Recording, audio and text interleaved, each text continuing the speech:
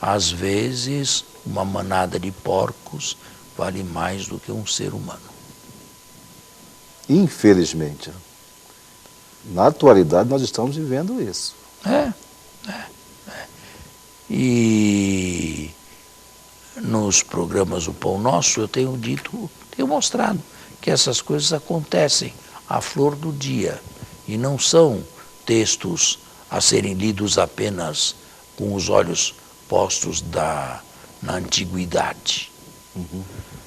Quando poderosos e gente de mando cometem desatinos, e é a história mais recente do Brasil, o que acontece? O Brasil entra por uma situação péssima. Quantos milhões de desempregados nós temos? Parece-me que falaram já em torno de 13 milhões. 13 milhões? Pois é. Já deve estar mais. Isto aqui deveria acontecer, era preciso que acontecesse, a economia precisava estar desta maneira. Não, tudo isso aqui é incompetência e mais do que incompetência. É desfalque, é irresponsabilidade de tantas pessoas. E quando roubam? E são milhões, e são bilhões. Bilhões atualmente. E quando esse dinheiro vai para a Suíça, ou vai para paraísos fiscais? Está aí, está a situação. E o nosso povo aí passando fome, passando necessidade. Isso também é satânico, viu? Isso também é demoníaco. Isto também é demoníaco. Esta não é a cidade de Deus, não. Esta é bem a cidade dos homens, sabe? E é trágico, como Jesus disse, é trágico ser entregue às mãos dos homens. Os homens são capazes de tudo isso e mais algumas coisas ainda. Veja lá fora lá os horrores do Estado Islâmico.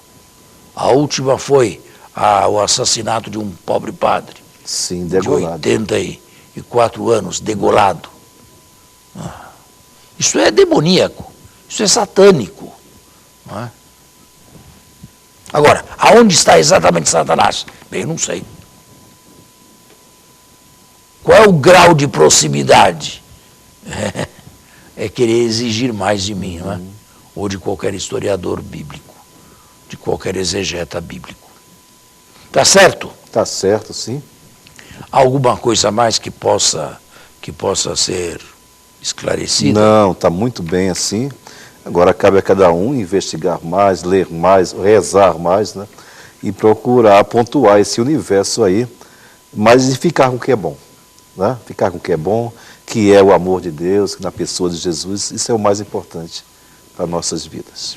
O nosso programa não tem nenhuma finalidade de tirar a fé, hein? Pelo contrário, de esclarecer a fé, de esclarecer o ato de fé e fazer com que a leitura da Bíblia seja uma leitura não só utilitária, mas gostosa, agradável. E ler a Bíblia por achar agradável a leitura. E para isso é necessário aprofundar o texto. Senão, se fica sempre numa leitura superficial. Por cima, sem degustar o texto, com toda a riqueza que ele contém na realidade. E que está escondida aos olhos dos inexpertos e daqueles que não são exegetas ou despreparados. Poderia se atribuir também a um tesouro escondido, não? Usar essa expressão para a Sagrada Escritura. Tesouro escondido também, né? Ela é um tesouro escondido, sim. Né?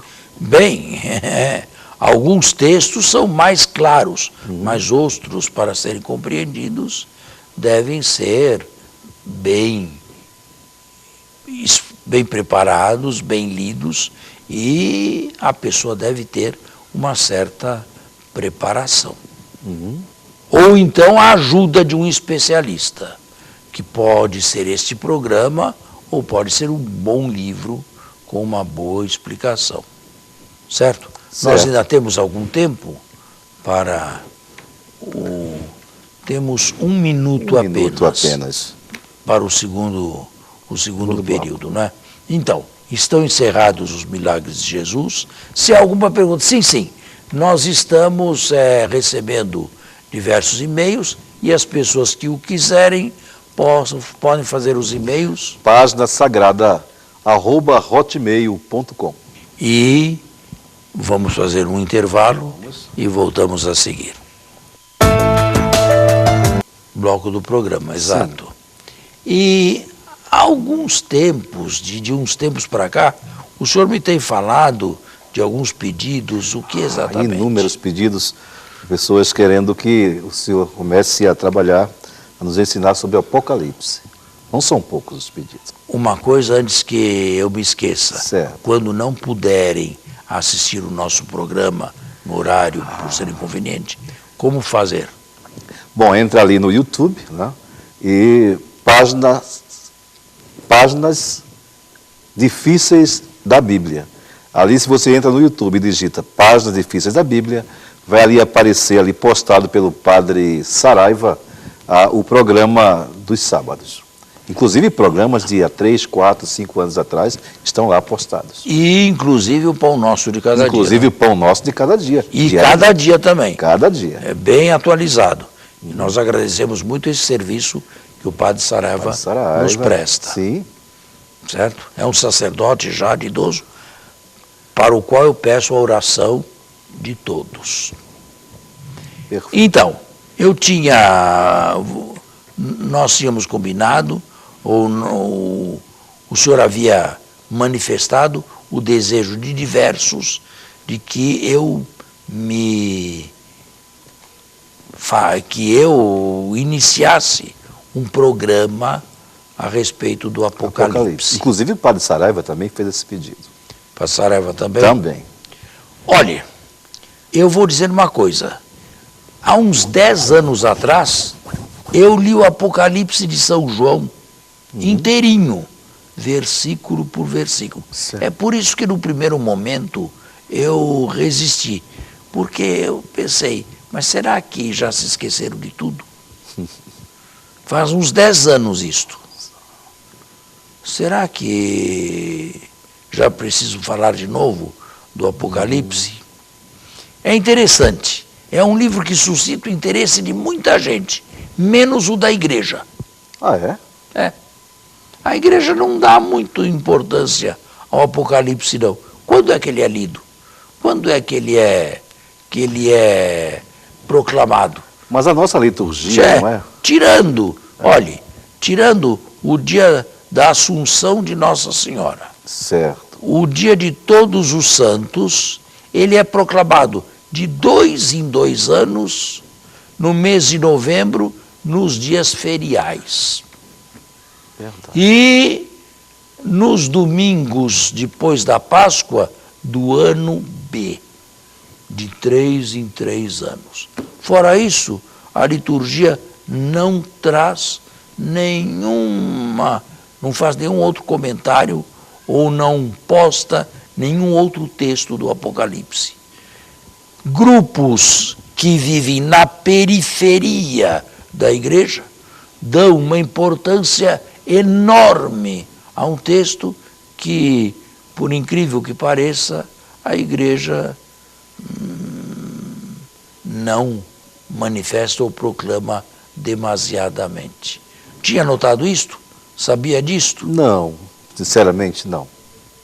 Pois é. Mas agora, escutando, realmente...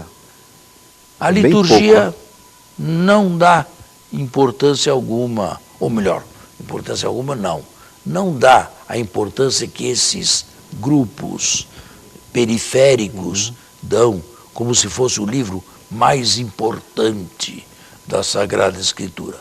Outros depois não o sabem ler e querem saber, na sua ignorância, a que ponto nós estamos no Apocalipse. Isto é, o que já passou e o que está por vir ainda. Como se o livro pudesse ser lido historicamente. Não é? Bom, eu vou começar, mas eu vou começar com um Apocalipse do Antigo Testamento que muitos ignoram. O Apocalipse é um gênero literário que não é mais do nosso tempo. E daí a curiosidade de muitos. É um gênero literário que começou a florescer no século II antes de Cristo e foi até o século IV ou V depois de Cristo. A seguir, desapareceu. Como gênero literário, ele possui diversos textos, mas canonicamente, na Bíblia hebraico-cristã, nós só possuímos 2 livros apocalípticos. No Antigo Testamento, o livro de Daniel, e no Novo Testamento, o Apocalipse atribuído a João, mas que não é de João o apóstolo. É de um presbítero chamado João, de quem não sabemos absolutamente nada. É novidade para mim. Não é João apóstolo de jeito nenhum, nem o discípulo amado. Bem, fora esses 2 livros, nós temos alguns capítulos apocalípticos em alguns profetas, como, por exemplo, Isaías, de 24 a 27 e de 30 a 32, se não me falha a memória. Nos evangelhos, nós temos pequenos apocalipses atribuídos a Jesus. Por exemplo, Marcos capítulo 13, quando Jesus fala do final da destruição de Jerusalém, do final dos tempos, é o gênero apocalíptico. Portanto, ele existe também em outros livros, só que apocalípticos do início ao fim são apenas o livro de Daniel, escrito no século II antes de Cristo, por volta de 160 antes de Cristo, e o último livro bíblico do Novo Testamento, que foi escrito por volta de 97 ou 100 da nossa era, época do imperador Vespasiano. Bom, comecemos com Daniel. Certo. Só que nós temos que colocar o texto no seu contexto. O contexto histórico do livro de Daniel era a Palestina do século II antes de Cristo, dividida entre os Lágidas do Egito e os Seleucidas de Antioquia. Até 198, pertencendo aos Lágidas do Egito, e a partir de então aos Seleucidas de Antioquia, até receber uma independência fugaz em 141 antes de Cristo. Portanto, estamos aí numa cultura grega, é isso? Estamos bem numa cultura helenista. Certo. Bem helenista.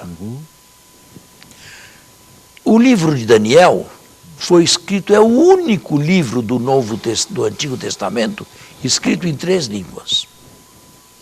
O capítulo 1 foi escrito em hebraico. A partir do capítulo 2, veja aqui, versículo 4. Os caldeus responderam ao rei. Cadê aqui? Ah, o rei em aramaico. A partir daí começa o texto aramaico, até o final do capítulo 7. É interessante, né? Até o final do capítulo 7, o texto é em aramaico. E depois? Depois, os outros capítulos voltam a ser hebraicos. Porém, nós temos partes, o capítulo 3, do versículo 24 ao final, é grego. E está aqui escrito em outros caracteres. Está vendo? Complicado isso, não? Realmente 3? 3 línguas, olha aí. A oração de Daniel, a oração dos 3 jovens na fornalha, até aqui. Aqui se retoma novamente o texto aramaico. Por isso não se encontra em algumas Bíblias. Não, porque o texto grego é deuterocanônico e não se encontra nas Bíblias não católicas, nem na Bíblia hebraica. O texto grego está no capítulo 3º, de 24 a 90. Aqui o último versículo, qual é? Aqui está aqui o 90. Isso. Aí termina. Volta ao aramaico. E depois está nos capítulos 13 e 14, que são os 2 capítulos finais. Susana, é aquele que fala de Susana. A casta Susana, e o capítulo 14, Daniel e o dragão, Bel. Esses textos foram escritos em grego. Portanto, nós temos partes hebraicas, partes aramaicas e partes gregas. A parte grega, que está no capítulo 3º, 24 a 90, e depois nos 2 últimos capítulos finais, faz parte do texto deuterocanônico. As Bíblias protestantes não trazem, e nem a Bíblia hebraica. Entendo. Certo? É o único livro escrito nas 3 línguas. Agora, a pergunta, por que um livro escrito em 3 línguas? Pois é, essa é a pergunta que eu ia fazer.